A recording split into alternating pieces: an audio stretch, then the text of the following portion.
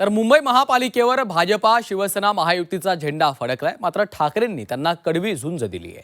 निकालानंतर सामनाच्या अग्रलेखामधून मुंबईच्या भवितव्याबाबत भाष्य करण्यात आलंय।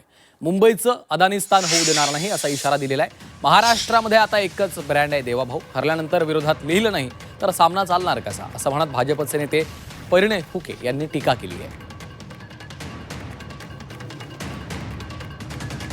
तर मुंबई आणि मराठी माणसासाठी लढणार असल्याचं देखील त्यामध्ये म्हटलेलं आहे।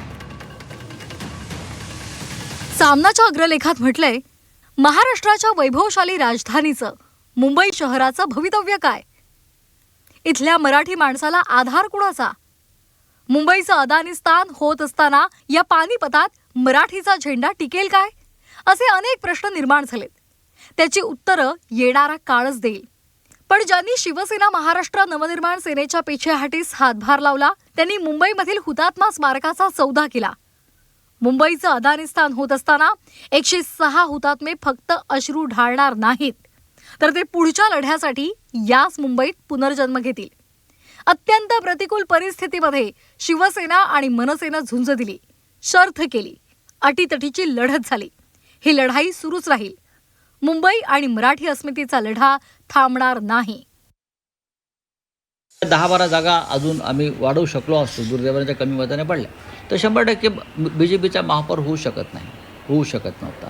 पण तरीही आम्ही एक प्रबळ आणि मजबूत विरोधी पक्ष महापालिकेत शिवसेना, महाराष्ट्र नवनिर्माण सेना, काँग्रेस आणि इतर सगळे आम्ही भारतीय जनता पक्षाच्या तोंडाला फेस आणू। त्यांना मुंबई अडाणीच्या घशात कोणत्याही परिस्थिती घालू देणार नाही आणि ठेकेदारांचं राज्य सत्ताधारी नाही ते विरोधी पक्ष उलथवून टाकेल।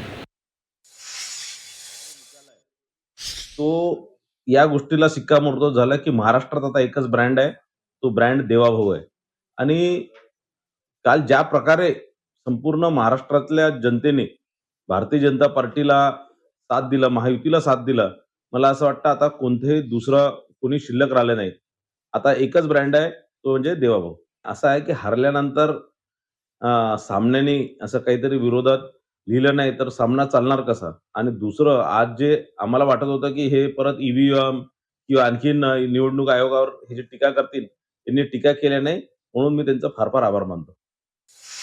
जे चंगेज मुलतानीच्या घशात टाकणं चालत असतं, कोण बुरखेवाली बनत असली तर चाललं असतं, पण ज्या अदानींच्या माध्यमातून महाराष्ट्र मुंबईचा विकास उदा होईल ते हे ना चालत नाही। आणि म्हणून कधीही चंगेज मुलतानी या जिहाद्यांच्या घशात घालण्यापेक्षा आता मुंबईचा विकास जे करू शकतील त्यांच्या खांद्याला खांदा लावून आम्ही काम करू।